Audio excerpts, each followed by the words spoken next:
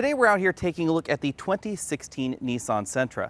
For 2016, Nissan has thoroughly refreshed this model, and it slots somewhere between a traditional refresh and a traditional redesign. For 2016, most of the exterior changes focus on the front end of the Sentra, so just about everything in front of the front doors is different. We have a new hood, new headlamps, and a bolder new grille that matches what we're seeing on the Altima and the other Nissan products. In the upper level SR and SL trims, we also have LED low beams, which are becoming all the rage these days.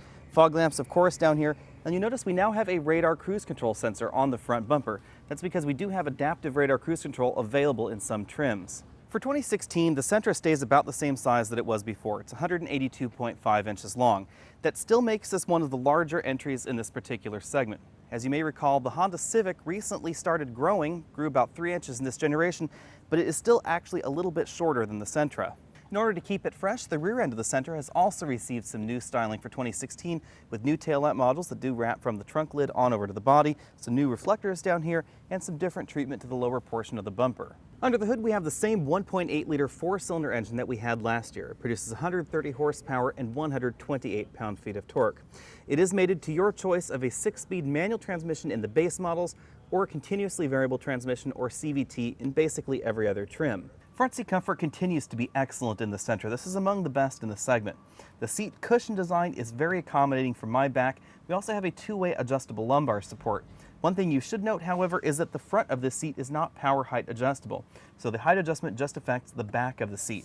With over 37 inches of rear legroom, the Sentra is quite long, and this has more legroom in the back than you'll find in the average entry in this category, even more legroom than you'll find in some mid-size sedans. With this front seat adjusted for me and these relatively thick seat backs, I still have about 2 inches of legroom left there. Moving on over to the right side of the vehicle, this front seat was adjusted for me as well at 6 feet tall, but because of the shape of the dashboard, I actually have a little bit more room. Like most compact sedans sold in the United States, headroom is a little bit limited in the back compared to the next size up, something like that Nissan Altima. That means that if I do sit back in these seats, my head does touch the ceiling. A large trunk has long been a Sentra and a Nissan hallmark in general, and that continues with the 2016 model. Not only does this have one of the larger trunks in this particular segment, it also has one of the taller trunks, meaning you can put 24-inch roller bags like this and stack several of them across the rear area and still close the trunk lid without a problem. And that's not something you can do in any other compact sedan in this category. You can also put an awful lot of luggage right back there against the back seats.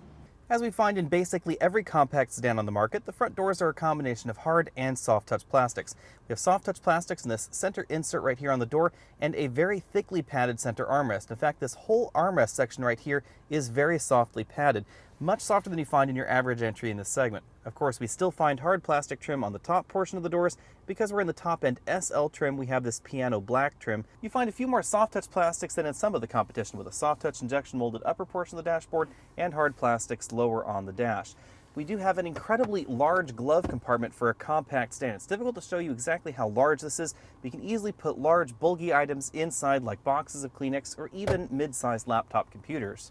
The main portion of the dashboard style has not changed much since 2015, so we still have these two large air vents up here, still find the radio in the same location. Between the front seats, you'll find a small coin holder, the controls for the optionally heated seats, and two very large cup holders between the front seats right next to the traditional handbrake. This is one of the few cars left in the US that does have a traditional handbrake if that's your preference. On the driver's side, we have a revised instrument cluster. It is a 4-needle design that has a black face and white numbers on it. In the center, you'll also see this new optional full-color multifunction display. This is not standard on the base models, but most of the Sentras out there will have this. The steering wheel has been redesigned for 2016. It now features a thicker rim. Of course, our model also has a leather-wrapped version of it, and we have a 3-spoke design that's more similar to what we see in the current Nissan 370Z. When you take the Sentra out on the road, it's obvious that this refresh or redesign, or whatever it is that you want to call it, is really more of a refinement for the Sentra than a redesign of everything. The same old Sentra that we've come to expect is here, but it has a new level of polish and sophistication that it didn't have before. That means that when it comes to acceleration, we get essentially the same score as we had last year. Now, the CVT has been tweaked in terms of its software programming, and it will actually imitate shifts a little bit more readily than before. Anything above approximately a 3/8 throttle in this vehicle, and it will start imitating shifts. So if we climb up this hill, I use about half throttle or so, it's going to start imitating shifts like a traditional automatic transmission. Because the software has been tweaked on this transmission, but the basic transmission design is the same as it was before, this does not respond quite as quickly as Honda's automatic transmissions when you want to change ratios. For instance, if you floor the 2016 Accord or the 2016 Civic, the transmission will essentially downshift more rapidly than we find in this particular Nissan product. Now, you'll have to wait until I have the Sentra for a complete week in order to get my final braking score, but it seems to have been improved a little bit in the 2016 model year vehicle, largely because Nissan is now putting grippier tires on every version of the Sentra. Handling has notably improved in the Sentra. This suspension is a little bit firmer than it was in the past and just seems a little bit more sorted. The rear suspension especially is more settled than the last generation Sentra that we tested. The payoff, of course, with the Sentra is excellent fuel economy. We've been averaging 29 miles per gallon today with this Sentra, even though we have been driving it pretty hard, of course, up and down these mountains around Southern California. I should say that while that was once an extraordinary fuel economy number, you're going to get very similar fuel economy out of most of the vehicles in this segment with the continuously variable transmissions. Nissan tweaked the power steering system for 2016, although this is still an electric power steering unit.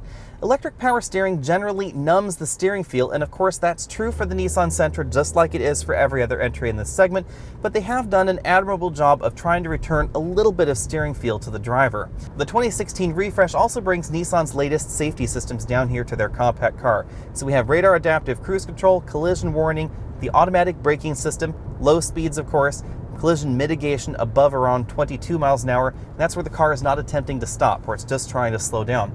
We also have that blind spot warning system right over here on the A-pillars, but you won't find lane departure warning or lane keeping assist. Those are not part of the Nissan safety package like you do find in the Honda models. Of course, Honda does not have this style of blind spot monitoring. They really just have that lane watch system where there's a camera only on the right side of the vehicle, so it's not monitoring for cross traffic, and of course it's not monitoring the left of the vehicle either. Like other Nissan products with their radar adaptive cruise control system, this is a full speed range system, so it's following the car right in front of us with this system engaged, will automatically apply the brakes and take us to a complete stop. However, it will not hold you at that complete stop. After about a second or two, the system will actually release the brake pressure and you'll start rolling forward again.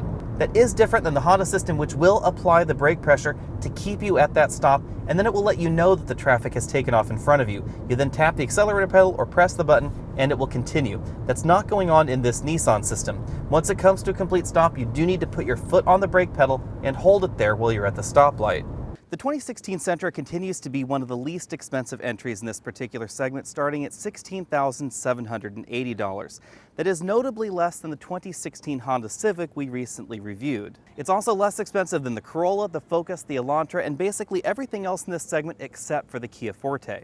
Of course, that low price tag is for the base model with the 6-speed manual transmission. If you want the CVT, that's going to set you back $17,630. The next step up is the SV model for $18,550. Then we have the SR for $20,410 and this SL model for $22,170. For $1,020 in the SV trim, you can add a package that adds the cross-traffic detection and blind spot monitoring, as well as navigation.